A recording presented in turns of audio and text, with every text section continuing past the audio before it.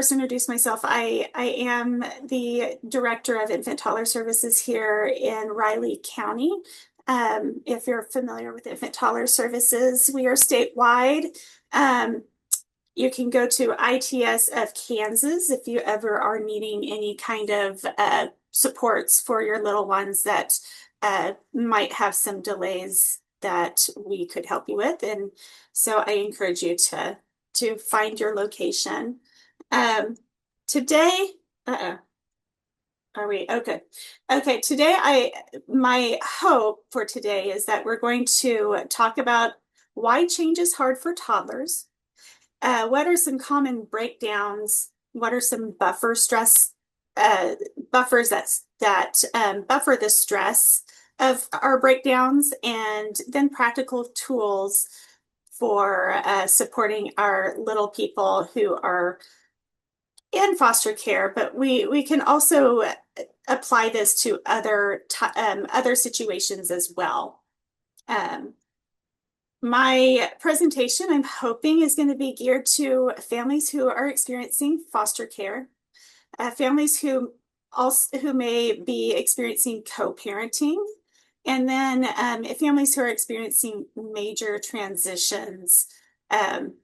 Those three areas are really important for our little people who are in transitional phases, and we want to kind of support those little people when we are in a transitional phase. I also have to mention that I have never presented in Zoom, so this is rather distracting.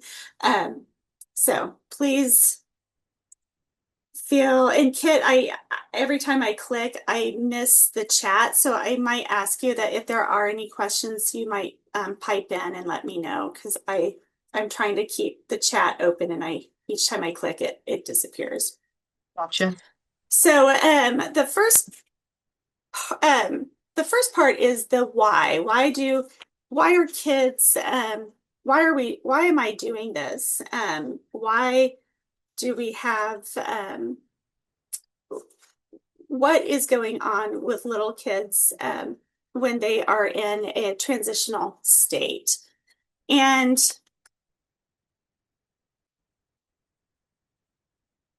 what I want to point out is that when we have toddlers don't understand adult explanations. They don't understand context. Their responses to change and to transition is through their physical actions, versus adults. We tend to use a mental approach in understanding the changes. And so with toddlers, their response to change or unpredictability is through their communication through behaviors. And so with adults, we have the coping skills that we can help us navigate through these inconsistencies, and we have words that can help us understand what's going on. But our little people do not have that capability. So infants and toddlers don't understand the adult explanations. They don't understand court orders. They don't understand safety plans or even adult conflict. So even when those decisions are really important, are necessary for them, they don't understand those. And so when little people are taken from the home and placed somewhere else, they are experiencing different feelings. They're experiencing different smells. They're experiencing a lot of different uncertainties, and which equals to that unpredictability. And we see those stressors come out through their behaviors. So with our kiddos are, the behavior is communication. And so what they're what they're showing is that I don't feel safe. I don't know what to expect. I need help regulating. And so for our foster kiddos, our little tiny ones, their behaviors are looked are shown. They show their behaviors through crying and whining. They stop talking. They stop eating. They start getting clingy. All of those behaviors are communicating their stress.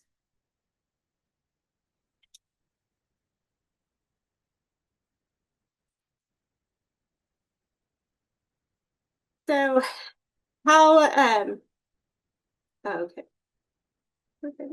So how their stress shows up in children. So you may see them, you may see a lot of tantrums. You may see clinginess. You might see sleep changes, eating changes, regression, safety.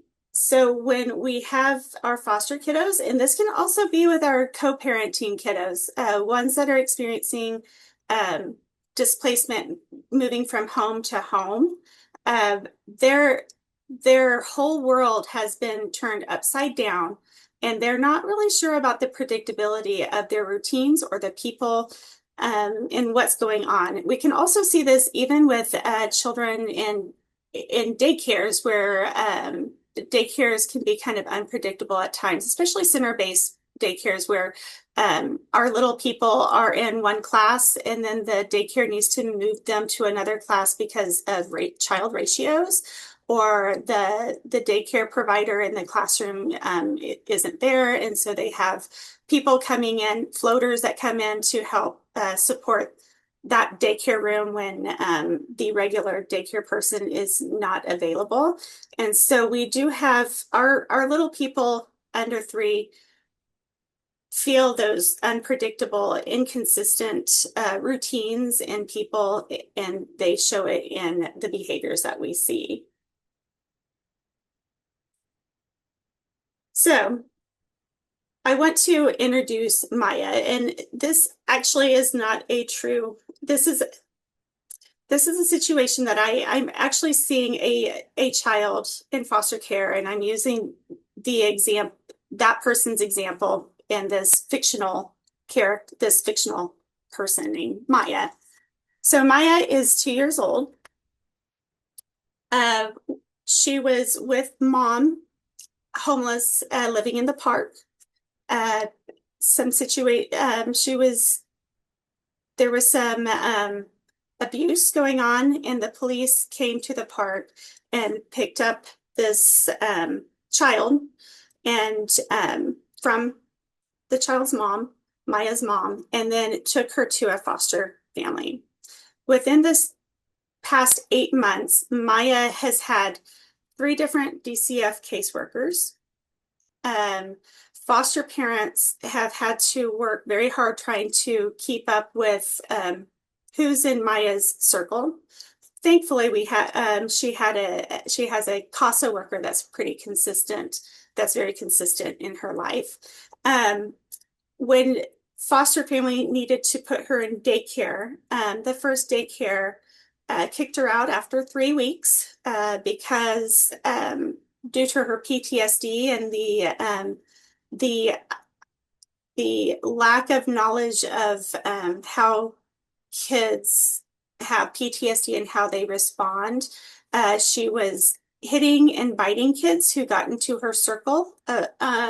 So she got kicked out of the first daycare. She got kicked out of the second daycare after a week because their behavior plan was if you got written up 3 times, then you got kicked out of their daycare, even if you were 18 months. And so we had to find a third daycare which actually was probably a good placement. But it did show up with a lot of different issues. So Maya was very clingy.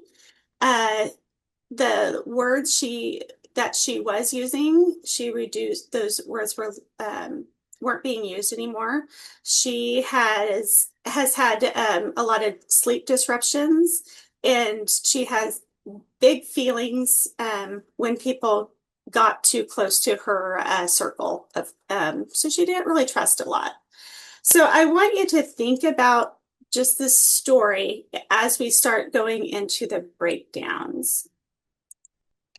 So I identified 7 breakdowns that we can see with children in foster care, as well as, and these can be translated into children who are experiencing co-parenting, as well as other transitional situations.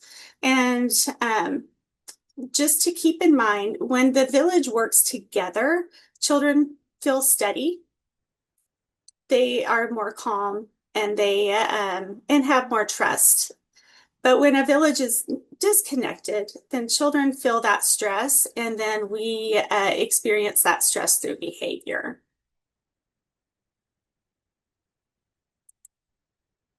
So here are my 7 breakdowns, and we're gonna try to go through each one really quickly.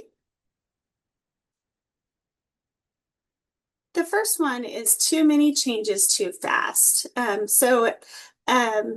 What we know about predictability and consistency that kids need to feel safe and trust. When routines change, or when things change, people change in their lives, it kind of acts like a reset button. So if you think about it in a way, if you're playing a video game, and you are able to play for the first 1 or 2 minutes, and then you have to reset the game again and start over again. It is a you never get to go to the finish line. You're always resetting and then having to redo all the things that you had done to get to the point where you had to reset again. And so in foster care, this you might see it with Maya. She had a lot of changes. She changed. She was taken from her mom, so there was a change there to introduce to her foster family. Her DCF workers. There were multiple DCF workers that. So every time a new DCF worker came into the picture, it kind of had to reset her. Her needs had to be reset because some people didn't know what they were working on prior to the new DCF workers starting. With daycare, we spending 3 weeks with one daycare and then getting kicked out. She had to reset herself again on figuring out who's the new set of people that are being expected to create trust with. And so too many changes too fast can really affect the child in making trust and feeling like not having the anxiety of what's going to happen next. Trust. Maya was losing a lot of trust. Broken and inconsistent routines. So when routines break, safety breaks. So what we found with Maya is that we did introduce Dad to the picture during this time, and she started meeting with Dad. But routines are very different in both Dad's place and at foster family. And when a child doesn't have predictable routines, or they're inconsistent and they're kind of different across the different places that they go, that can break their trust and their idea of what is safe.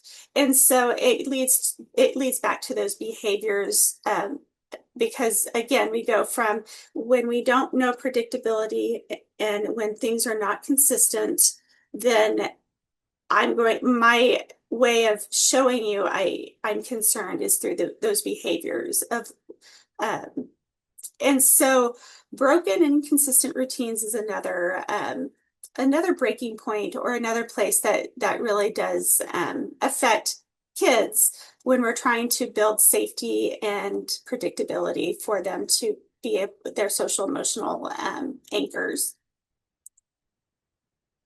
Mixed messages from adults. So this one is more of how parents respond to the child and their even with their behaviors. And so different responses can create confusion. And so we can see this with foster parents and bio parents if they're not communicating and not understanding what different how people respond to the child, then it can create confusion. We can also see this with co-parenting, where the co-parents may not know how each one is responding to the child for certain different things, and then that can lead to confusion on the routines and the messages being predictable for that child to understand and move forward and have trust. So no clear communication path. And so I think this is a big one. I think when what we're seeing here with no clear communication path is that, again, adults may not know who they need to talk to. So for Maya's situation, foster family couldn't keep up with who the DCF worker was going to be. So at one point in time, I think one of the DCF workers, the second one, we started building a relationship with that person. And then he told me at a therapy visit with this child that day was his last day. And so when I spoke with the foster family, because I was meeting with the bio dad at the time, the foster family was unaware that this DCF worker was last day was that day. And so it led to some stress and anxiety from the foster family, which then could lead to the kids feeling it as well. And in this situation, the DCF worker was picking up the child and taking the child to the bio dad's appointment. And so again, for adults, that change probably doesn't matter.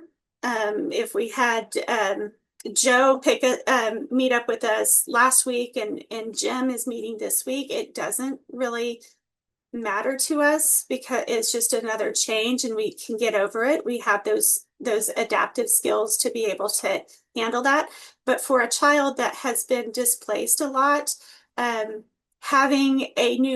expecting one person and then a new person shows up and not having that child prepared can be very, very discerning and hard to handle, especially for kids that are under 3 that don't have the words.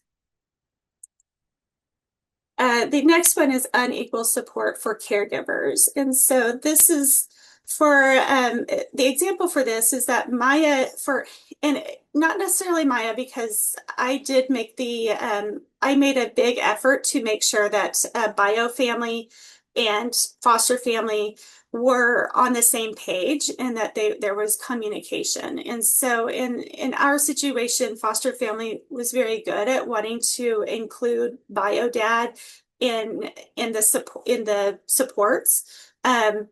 I also coach foster family as well as coaching bio family. So I had 2 visits meeting with the foster family with the child and then also meeting with the bio dad. So both caretakers were getting the same supports, but that is something that we don't see a lot of.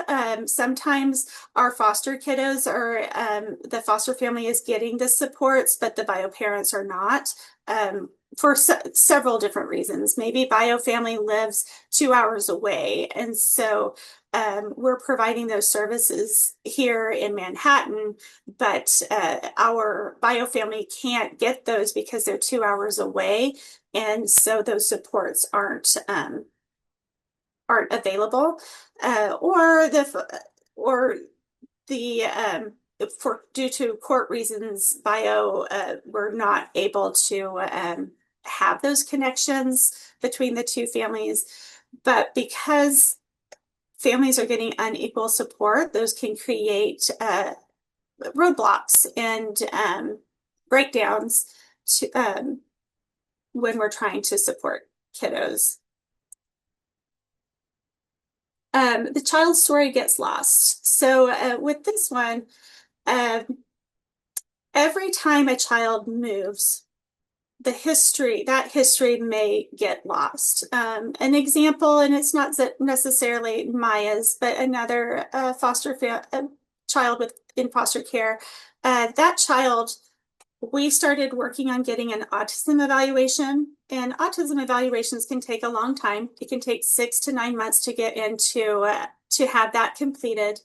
And in the meantime, that child was moved from one foster care place to another. And that story got lost because in the meantime, I think that child also changed DCF workers, and the information got lost. So when we started and we were waiting for an evaluation, once they moved, that whole setup kind of reset. And so then they're waiting again. So when a child's story gets lost, it's like starting over. They had to start over for that autism evaluation. We can also see that with transitions to preschool. That's a really tricky time. We have foster kids that are going through that transition process from early intervention to preschool. And if they move during that window of time, a child the receiving team may not know that child is in services and is going through that process. And I know that our foster families do have a notebook that they're supposed to be writing for communication, so that when they do go to the next location, they have that information. But the story gets lost, and it can be like starting over. So our services might take a lot longer than what they should to support these kiddos. And transitions without preparation. Again, so for Maya, one of the things that is being planned is that if dad is not able to be a good placement for her, then dad's mother is going to be the person that would be taking the child, Maya, on. However, grandma lives in New York. And so trying to connect Maya and have a gradual preparation for her has been kind of hard. They are doing video chats, and Grandma does a really good job trying to video chat with Maya so that she can get to know Grandma. But still, video chats for a 2-year-old is really difficult. So trying to prepare Maya to move can be if Maya is unaware of that change, it can create feelings of being unsafe and anxiety, which leads back to those behaviors and uncertainty that we're not wanting kiddos who are in transitional phases to be in. So conclusion for breakdowns, these are not parenting fails, but these are stress points. And so, but we can fix, there are ways to help lower the stress points so that kids can continue to prosper and feel supported and feel safe. And what we have are what we call protective factors. And these are research-based factors. These, there's 5 of them. Oh, there's a typo. There are 5 of them that we know can help support kiddos who are experiencing stress due to these breakdowns. And so we have, we're going to go through those. The first one is parental resilience. And so what that is that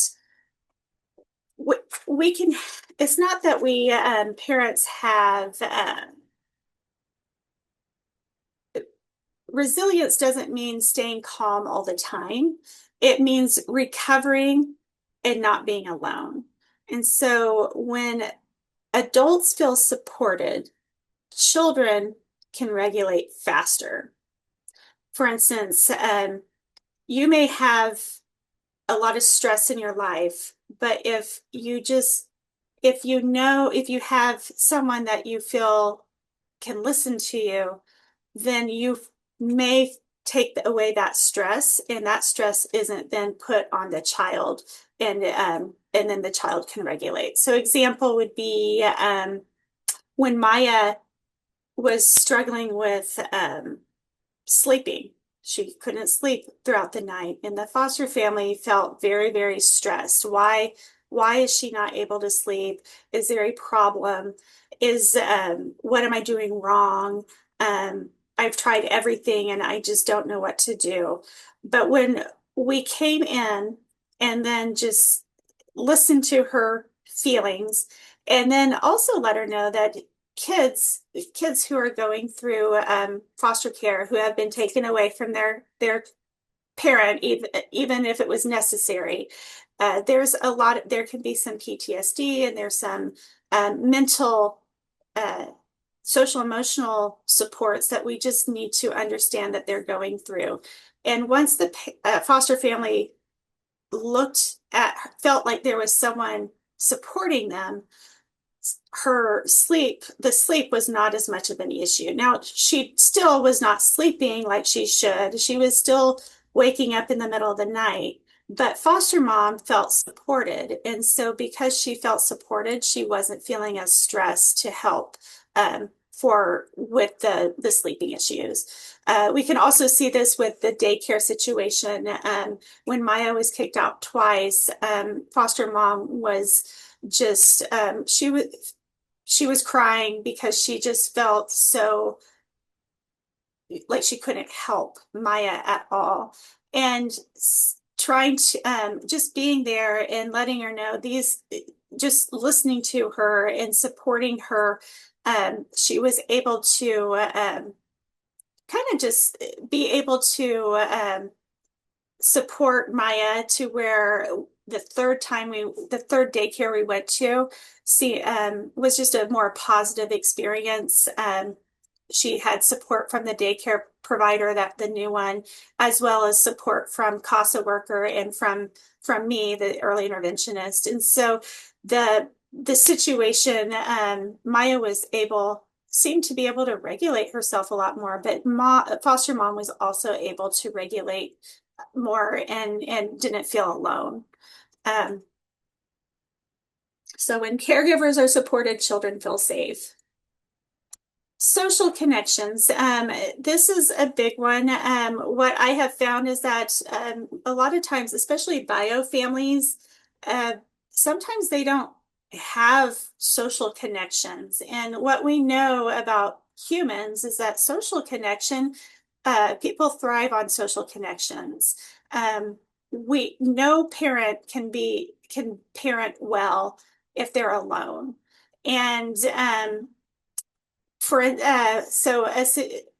When we have foster families, sometimes if they don't have a connected group, they may feel alone on understanding the situations that they're in with a child who's in foster care, and so if they have a social network, they can throw those in.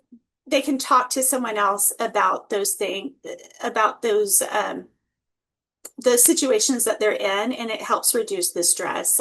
Bio families the same way. If they have social connections, they can. We have found that parents can support their children a lot better, and it reduces their stress, and it can reduce the child's stress as well.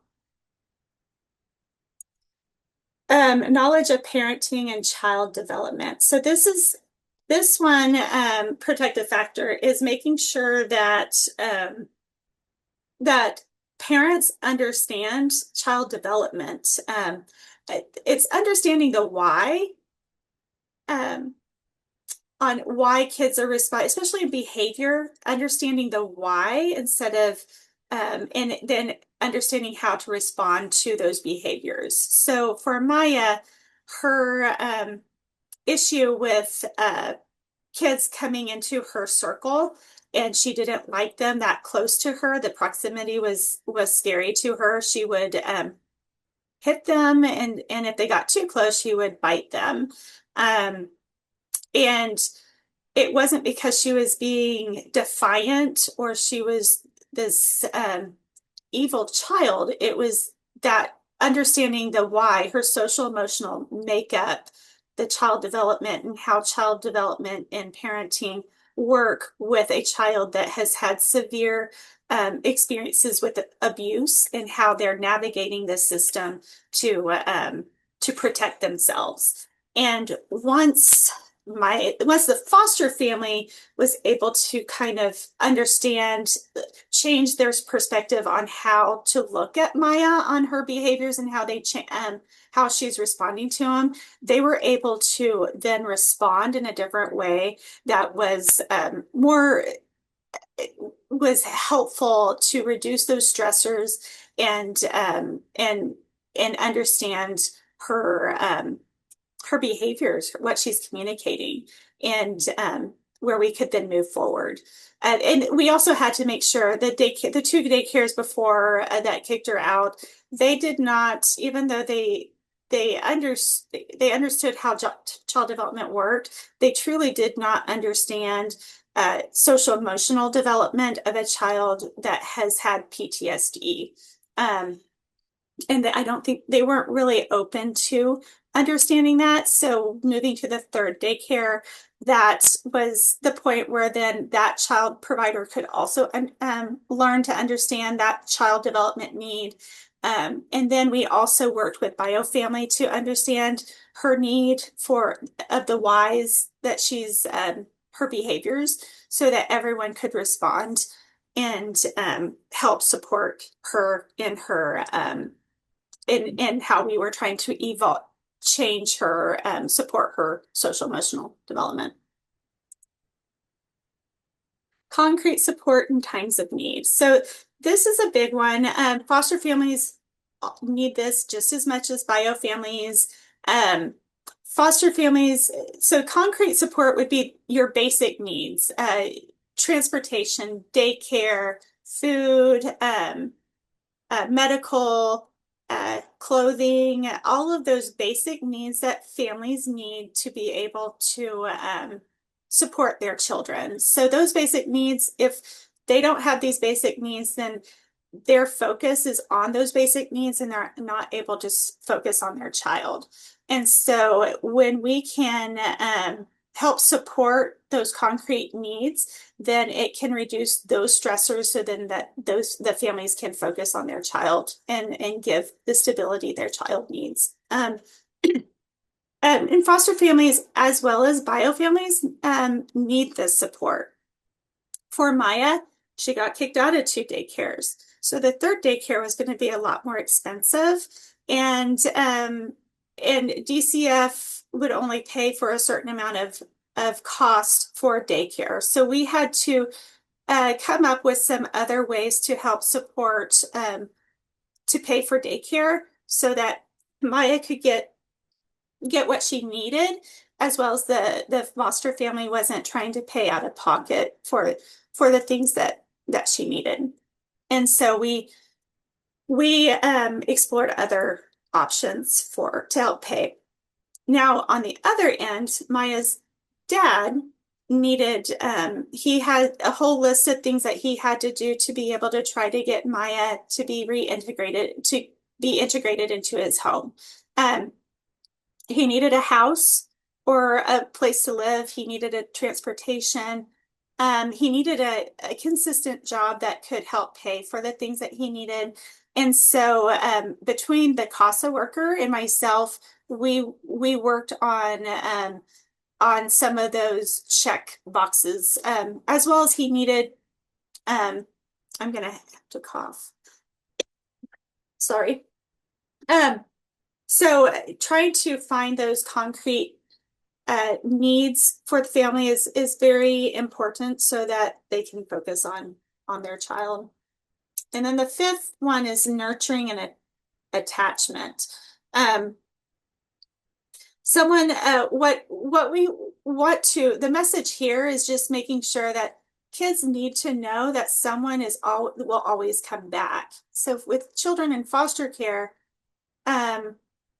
they're adults. They may be with an adult and then they never show up again. So when we have DCF workers that regularly are turning around to new faces, when we have daycare providers that are kicking them out of daycare, when we move kiddos from one foster family to the other, or when they go in they're meeting with their bio family and then something happens that their bio family doesn't have transportation to meet up with them. So then that is a fail where they don't come back when it's expected. We want to make sure that children have at least someone that can come back, that shows that they come back, so it's consistent. Hugs and kisses and just someone that's a stable presence with them. Okay, so protective factors repair the breakdowns, and that's the main point of thinking of these protective factors. But how do we what are some strategies to help with these protective factors? And this is the big one. So I came up, there's 4 strategies that I'm looking at. Building consistency, strengthening communication across adults, empowering all caregivers with the same tools, and planning transitions early. And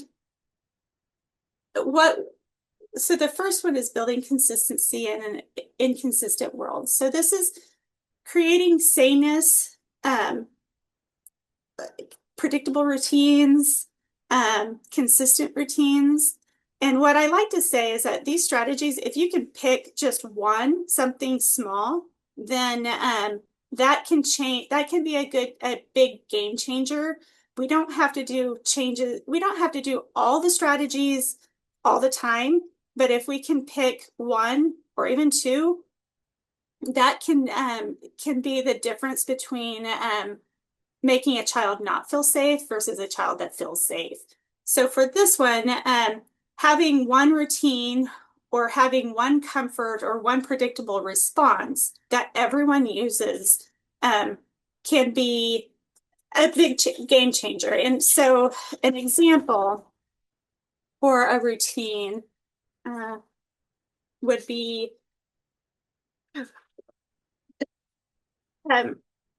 one tool would be using what I would call the same 3 routines. So having everyone that is in Maya's life choose a routine that everyone can do and doing it the same. So this example would be everyone choosing the bedtime routine. You do a book, you you give a hug, and you say good night. And that would be a 3 routine strategy where everyone, that's what foster family does, and that's what bio dad does. And so everyone's kind of on the same page. So it's maintaining that consistency. Or for a comfort, maybe it is a stuffed elephant or a blanket that goes back and forth to the different homes that is so that it's a consistent uh, icon that is with Maya the whole time. Or you could do a predictable response where um, you have something that you say each time, like that, or the same song that you sing when you're getting ready to eat dinner or something. So it's just something that's predictable that is the same. Um, those would be ways to just build consistency. It doesn't need to be big. It can start off small. But again, these are things that require the communication. So strengthening communication across adults, I think, is the biggest one. All the other situations and all the strategies go back to communicating between adults. And I think that's the biggest issue that we have sometimes when we have our kiddos in foster care, because not everyone's is able to talk. And what we want is that we want to be able to share what is working, what has changed, and what's coming up. I think on a big note, I think it would be nice. There's a lot of communication apps that daycares use to communicate with families. We also have co-parenting apps that can be used. And then they even have apps for children who are in daycare that are in foster care. These allow for foster families and DCF workers, and I believe even bio families should be able to access this too, where they can access pictures, see correspondence on how the child's doing. It creates a history log as well as pictures. So if a child is in foster care at 3 and they continue to be in foster care until 18, I would hope that this could also allow for them to have pictures that go with them when they turn 18. My mom was in foster care and she has no pictures of herself when she was in foster care at 5 until she got out. She does not have any pictures of herself. That happened in the 70s. But with our new technology, I feel like that would be a big thing that I would love to advocate for the state to look into. As of right now, we don't have that, but you can also use a Google Doc if that is allowed. Again, you'd have to get permissions and those types of things. But you can also do child snapshots and forms and handouts that you could fill out to document these communications. But when we connect and when adults know what's going on, then kids are regulated. So that would be just a sticking point to me. For empowering caregivers with the same tools, again, I think this goes back to making sure that bio family and foster family have the same opportunities for coaching and the tools that seem to be working. So if there are some calming tools that help calm Maya, then foster family and bio family should know those things so that they can support Maya together. Using the same language about eating or sleeping, again, those require that communication piece, but making sure everyone is aware. And then same response to stress. And again, these empowering caregivers with the same tools requires us as therapists to help support that, but also if the child's not in therapy, making sure that the adults are talking so that we're supporting that child. And lastly, plan transitions early and thoughtfully. So with Maya, again, we're working on supporting her with the possibility of a move to New York. What we have done, and again, it goes back to communication, but we are working on previewing what's the plan, practicing, and then predicting. And so what we're doing with this potential move, is that we created a book. Bio Grandma sent pictures of the family that Maya would be knowing, pictures of the house, pictures of the animals, pictures of the family members that she would be getting to know.